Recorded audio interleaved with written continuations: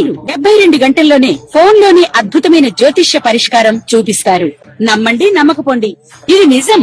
శ్మశాన కాళి రుద్ర చౌడీదేవి ఆరాధకులు నంబర్ 1 వశీకరణ స్పెషలిస్ట్ గురూజీ.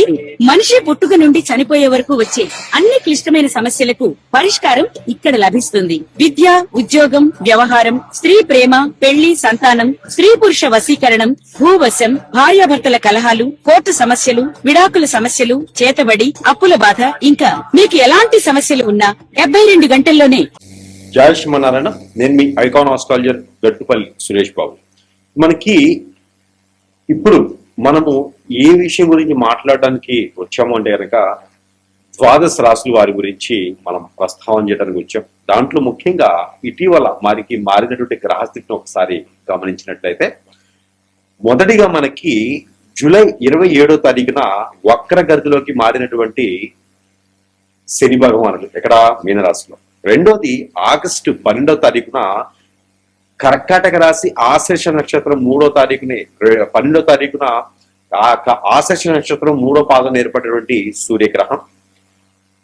అలానే కుంభరాశి శతభిష నక్షత్రం 2వ పాదంలో ఏర్పడేటువంటి ఏదైతే ఆగస్టు 28వ తారీఖు పౌర్ణమి రోజున సంపూర్ణ చంద్రగ్రహం. ఆ తర్వాత సెప్టెంబర్ మాసం 2వ తారీఖున మనకి మారేటువంటి శుక్రుడు ఇక్కడ స్వస్థానానికి మనకి తులారాశికి వస్తూ ఉన్నారు. దాంతోపాటు సెప్టెంబర్ 7వ తారీఖున మనకి మారేటువంటి బుధ భగవానుడు ఇతను ఎక్కడికి వస్తున్నారు? కన్యారాశికి వస్తున్నారు. ఈ కన్యారాశిలో సెప్టెంబర్ 7వ తారీఖున సంభవిస్తున్నారు. అంటే ఇక్కడ మనకి రవి భగవానుడు 17వ తారీఖు వరకు కూడా ఎక్కడ ఉంటారు? సింహరాశిలో. ఈ సింహరాశిలో సంచరిస్తూ 17వ తారీఖు సెప్టెంబర్ మాసంలో కన్యా రాశికి సంచరిస్తూ ఉంటారు. ఇవి గ్రహస్థితి. ఇప్పుడు ఈ గ్రహాల యొక్క స్థితిగతులు అంటే సెప్టెంబర్ 12వ తారీఖు వరకు కూడా 3 గ్రహాలు వారి వారి యొక్క స్వస్థానాల్లో సంచరిస్తూ ఉన్నాయి.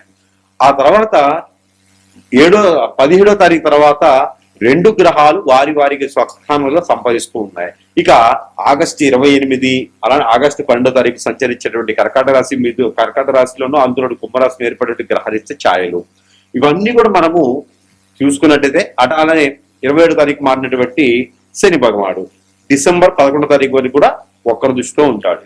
ఈ యొక్క గ్రహస్థితిని మనం గమనించి ఆలోచించి సంచరించినట్టయితే కనుక ఈ యొక్క రాశి ఫలితాలు ఈ యొక్క గ్రహస్థితిని మనము చూచుకొని వీటికి సంబంధించినటువంటి రాశి ఫలితాలు ఎలా ఉన్నాయి, ద్వాదశ రాశుల వారికి ఎలా ఉన్నాయి, మంచి శుభ దృష్టి ఉంటుందా, అశుభ దృష్టి ఉంటుందా, ఇంకేదైనా బాగుంటుందా ఒకసారి మనం పరిశీలన చేసినట్లయితే కనుక ఖచ్చితంగా మనము తీసుకొని చూసుకోవాలి. అలానే కొన్ని రాశుల వారికి శుభ ఫలితాలు ఉన్నాయి, కొన్ని రాశుల వారికి అయితే శుభ ఫలితాలు మాత్రమే ఉన్నాయి, కొన్ని రాశుల వారికి అయితే కనుక అశుభ ఫలితాలు కనపడతా ఉన్నాయి. కాబట్టి మరి ఈ సెప్టెంబర్ మాసం నుంచి కూడా డిసెంబర్ మాసం వరకు మనం ఆలోచించినట్టయితే కనుక మరి యొక్క గ్రహస్థితి ఇలా ఉండగా మరి ఈ యొక్క గ్రహాల యొక్క స్థితిగతుల ప్రకారంగా మరి జాతకంలో దశలు, అంతర్దశలు, గోచారం వీటితో పాటు ఇంకేమైనా దోషాలు ఉన్నాయా? కాలసర్పదోషం, నాగదోషం, కుజదోషం ఉందా, లేదా నరదోషం అంటే నరదిష్టి, నరఘోష ఉందా, పితృదోషాలు ఉన్నాయా, ఇంకేమైనా దోషాలు ఉండడం వల్ల మనం ఎదగలేకపోతున్నామా, లేకపోతే అసలు ఏంటి మన జాతకాలు ఎలా ఉంటున్నాయి, మారబోతున్నాయా, మరి ఇంకేదైనా విపత్తులకి లేకపోతే ఇంకొకరి చేతులు బలైపోతున్నాయా, లేకపోతే చాలా జాగ్రత్తగా ఉండాల్సి వస్తుందా, లేదా గండాలు ఏమైనా ఉన్నాయా, లేదంటే జీవితంలో ఏం చేస్తే మనం బాగుపడతాం, ఎలాంటి చేస్తే మనము నేతృత్వంలో బాగుంటాం, ఎలాంటి రంగాల్లో మనం రాణిస్తాం అనేక వాటిని మనం గమనించినట్టయితే కనుక ఒక్కసారి మనం పరిశీలన చేసుకుందాము. మొదటిగా అందులో మనకి ద్వాదశ రాశుల్లో ఒకటి మేషరాశి వారికి మనం అనుకున్నట్టుగానే గ్రహాల యొక్క స్థితిగతులు అన్ని కూడా మళ్ళీ అలానే 12వ స్థానంలో ఉన్నటువంటి శని భగవానుడు వక్ర దృష్టిలో ఉండడం ఇవన్నీ కూడా మరొక విషయం ఏంటంటే కనుక ఈ ఆగస్టు మాసంలో 28వ తారీఖున ఇక్కడ మనకి 11వ స్థానం ఏదైతే ఉందో ఈ 11వ స్థానంలో కుంభరాశిలోనే చంద్రగ్రహణం ఒకటి ఆరంభం అవటం, ఇవన్నీ కూడా లాభస్థానంలో వస్తున్నాయి. కాబట్టి మేషరాశి వారికి కొంతమేర అశుభ దృష్టి అని చెప్పొచ్చండి, కానీ కొంతమేర శుభ దృష్టి అని కూడా చెప్పొచ్చండి.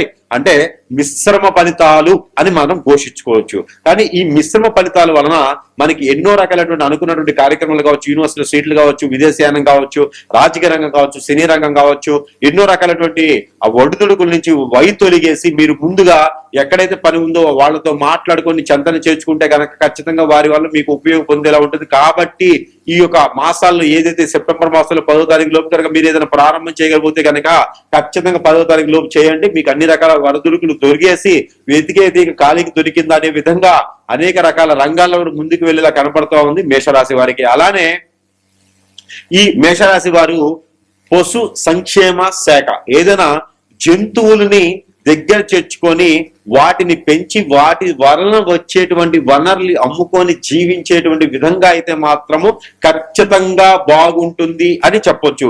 కాబట్టి ఎవరైనా సరే అలాంటి జంతువులు, గేదెలు కావచ్చు, ఆవులు కావచ్చు, దూడలు కావచ్చు, మేకలు కావచ్చు, ఇలాంటి పెంపుడు జంతువుల్ని పెంచుకొని వాటి వలన వచ్చేటువంటి ఆదాయం వలన బతికేటువంటి వాళ్ళలో నరదిష్టి, నరఘోష, అలానే గ్రహాల యొక్క స్థితిగతులు ఇవన్నీ కూడా ఉండవు.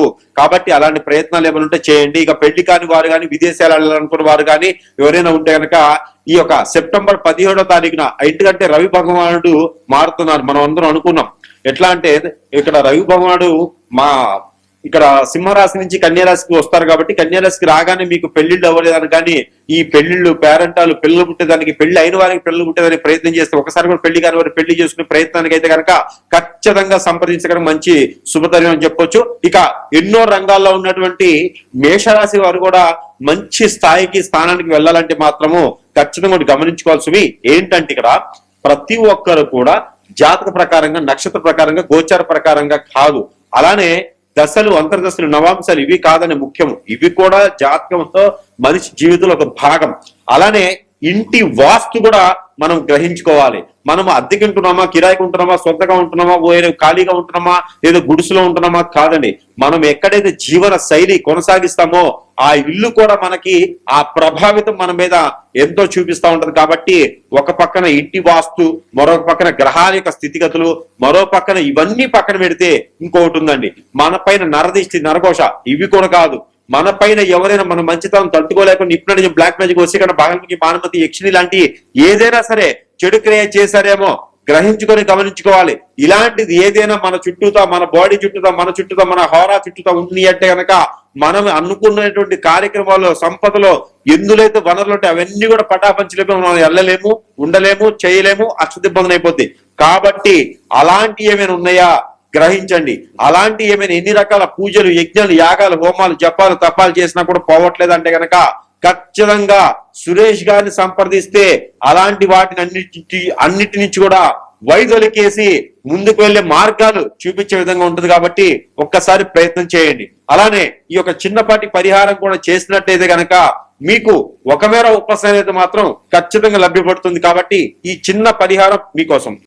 ఇలానే మనకి ఈ రాశి వారు గనక ఈ ఒక చిన్న పరిహారం చేసుకున్నట్టయితే గనక గ్రహణాల దోషాలు, గ్రహస్థితి దోషాలు, ప్రకృతి దోషాలు అన్ని కూడా ఒక మేర ఉపశమనం అయితే మాత్రం ఖచ్చితంగా లభ్యపడుతాయండి. అంటే ఏం దానం చేయాలంటే గనక, ఎలాంటి పరిహారాలు కావాలంటే గనక మనం దాన్ని గ్రహించాలి. ఈ రాశి వారు గోధుమలు, జొన్నలు, రాగులు, కందులు, సజ్జలు, బియ్యము, ఉలవలు ఇవన్నీ కూడా ఒక్కొక్కటి వస్తువు, దీంతో పాటు నల్ల మినుములు, నల్ల నువ్వులు, పచ్చ పెసలు, బ్రౌన్ శనగలు ఇవన్నీ కూడా ఒక్కొక్క వస్తువు ఒక్కొక్క పావు కిలో చొప్పును తీసుకొని, ఒక కొబ్బరికాయ తీసుకొని, కర్పూరం బిళ్ళలు ఒక 5 తీసుకొని ఇవన్నీ కూడా తనకి తాను దిష్టి తీసుకోవాలి. ఏ రోజైనా పర్వాలేదు. ఇవి గ్రహణాలకి, గ్రహాలకి రెండింటికి సంబంధించింది. అందరూ చేసుకోవాల్సి ఇది తీసేసుకొని తల చుట్టూ 7 టైమ్స్, తల దగ్గర కాలు వరకు 7 టైమ్స్ దిష్టి తీసుకొని ఎక్కడైనా పారిడి నీటిలో కానీ, పొదలగొని చెట్లలో కానీ వేసేసేయాలి. అలానే సేమ్ ఐటమ్స్ మళ్ళీ తీసుకొని తనకి తానే ఒక క్లాత్ పలుకుని కూర్చొని ఇంట్లోనే భుజాల మీద అభిషేకం చేసుకోవాలి. ఈ అభిషేకం చేసుకున్నటువంటి ద్రవ్యాలన్నీ కూడా ముడుపు కట్టుకొని ఎక్కడైనా పారిడి ఒట్ల నీటిలో వేసేసి స్నానం ఆచరించి ఆ వస్త్రాలు కూడా అక్కడ ఒడిచి వేసేసేయాలి.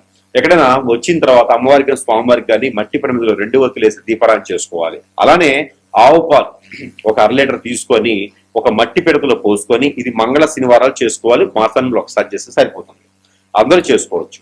అలానే మట్టి పిడకలో పోసుకొని ఒక జాజికాయ, ఒక పసుపుకు ఒక చిటికెడు, జాజికాయ ఒకటి, అలానే నల్ల నువ్వులు ఒక చిటికెడు, ఆ నల్ల నువ్వులు ఒక చిటికెడు, తెల్ల ఆవాలు ఒక చిటికెడు దాంట్లో వేసేసి ఇవన్నీ కూడా తల చుట్టూ దిష్టి తీసేసుకుని ఒక 7 సార్లు, తల దగ్గర కాలువరికి 7 సార్లు దిగదార్చుకొని ఇవన్నీ కూడా తీసుకుని ఇక్కడ పుట్ట దగ్గర కానీ చెట్టు దగ్గర కానీ ఏ చెట్టు అయిన పర్ల రోడ్డుకి ఇరువైపులు కనుక పెట్టినట్టయితే అన్ని రకాల అవరోధాల నుంచి మీరు బయటపడ్డట్టే.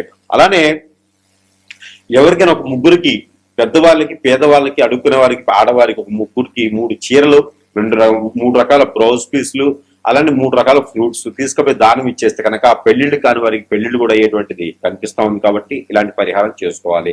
అలానే మీ అందరూ కూడా ఎక్కడైనా మీరు స్నానం చేసే నీటిలో పసుపు గాని లవంగాలు గాని, ఇంగువ గాని, అలానే స్నానం చేసే నీటిలో ఉప్పు గాని, అలానే నల్ల నువ్వులు గాని, నల్ల మినుములు గాని, మిరియాలు గాని, లేకపోతే దాల్చిన చెక్క, లవంగాలు, ఇలాచి, ఇలాంటి ఏదైనా ఒక వస్తువు, ఒక చిన్న బయట వస్తువు తీసుకొని స్నానం చేసి నీటిలో వేసుకొని స్నానం చేస్తే మీకు నరదిష్టి, నరఘోష కూడా ఖచ్చితంగా పటాముంచలేదానికి ఎక్కువ అవకాశాలు కనపడతా ఉన్నాయి. కాబట్టి ఈ రాశి వారి దగ్గర ఖచ్చితంగా మరొక విషయం ఏంటంటే కనుక మీరు అందరూ కూడా ఏం చేయాలంటే సమీప దూరంలో ఎక్కడైనా సుబ్రహ్మణ్య స్వామి గుడి ఉంటే కనుక ఆ సుబ్రహ్మణ్య స్వామి దగ్గర 41 రోజు లేదా 21 రోజు లేదా 11 రోజులైనా సరే ఆ వారి పాదాల చెంతన కళ్ళు కొంచెం వేసిరండి. లేదు అంటే కనుక నాగపడిగలు ఉంటాయి, ఎక్కడైనా సరే మానస వారి నాగపడిగలు ఉంటాయి.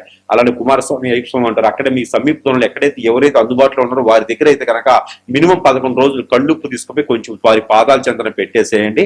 11 రోజు కానీ, 21 రోజు కానీ, 41 రోజు కానీ ఒక కొబ్బరికాయ కుట్టేసి ఆ కొబ్బరి చెప్పులో నూనె పోసేసి దీపారాధన వెలిగించేసారండి. ఇలా చేయడం ద్వారా మీకు ఆర్థికమైనటువంటి ఇబ్బందులు, ఆస్తి కావాలి, అంతస్తులు కావాలి కాదు, ఇల్లు కావాలి, వాకిలి కావాలి, సంపాదనను సంపాదించుకోవాలి, నిలకడగా ఉండాలి, నిలదొక్కోవాలి, అందరికీ కూడా మంచి సానుకూలమైనటువంటి పరిహారం అని ఖచ్చితంగా చెప్పవచ్చు.